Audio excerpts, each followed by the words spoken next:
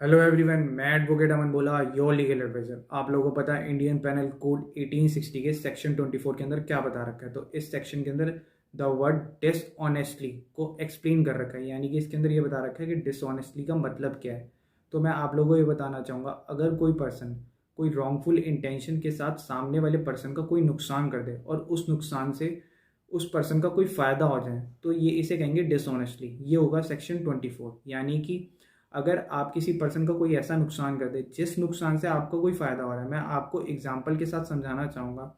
जैसे कि अगर आप रोड पे कोई भी साइकिल कोई भी ड्राइविंग कर रहे हो और आप ड्राइविंग करते करते एक्सीडेंटली किसी का नुकसान कर देते हो, या कोई किसी के ऊपर गाड़ी चढ़ा देते हो, या किसी से टच हो जाती है, किसी भी तरीके से अनइंटेंशनली किसी से एक्सीडेंट हो जाता है, तो वो सेक्शन 24 के नहीं आएगा, क्योंकि इसके अंदर इंटेंशन वर्ड को बहुत महत्व दिया गया है। क्योंकि अगर इंटेंशन होगी तो ये सेक्शन 24 लगेगा, जिससे प्रूफ हो जाए। अगर इंटेंशन प्रूफ हो रही होगी तो ये सेक्शन लगेगा, वरना ये सेक्शन नहीं लगेगा, तो वहाँ पे ये सेक्शन नहीं लगेगा।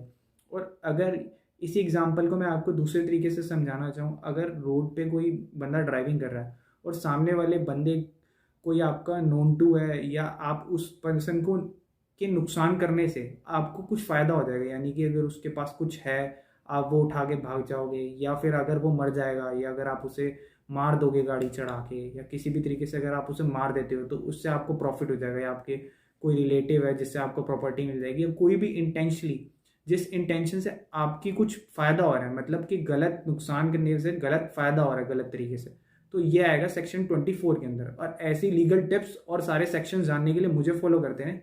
Thank you.